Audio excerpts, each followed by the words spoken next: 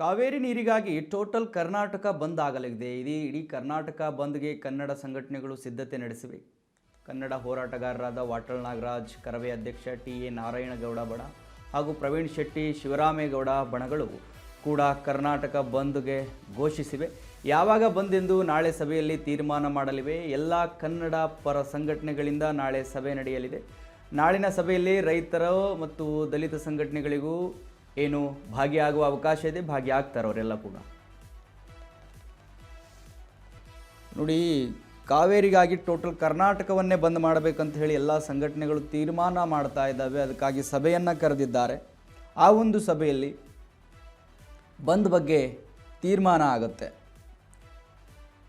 ವಾಟಾಳ್ ನಾಗರಾಜ್ ಆಗಿರ್ಬೋದು, ಟಿ.ಎ. ನಾರಾಯಣಗೌಡ ಆಗಿರ್ಬೋದು, ಪ್ರವೀಣ್ ಶೆಟ್ಟಿ ಅವರು ಆಗಿರ್ಬೋದು, ಶಿವರಾಮೇಗೌಡ ಬಣಗಳು ಆಗಿರ್ಬೋದು, ಎಲ್ಲ ಸಂಘಟನೆಗಳು ಕೂಡ, ಎಲ್ಲ ಬಣಗಳು ಕೂಡ ಒಗ್ಗಟ್ಟಾಗಿ ಈ ಒಂದು ಕರ್ನಾಟಕ ಬಂದ್ಗೆ ಕೈ ಜೋಡಿಸಿ ಕಾವೇರಿ ನೀರನ್ನು ಉಳಿಸುವ ಕೆಲಸವನ್ನು ಮಾಡೋದಕ್ಕೆ ಎಲ್ಲ ಸಿದ್ಧತೆಗಳನ್ನು ಮಾಡಿಕೊಂಡಿದ್ದಾರೆ.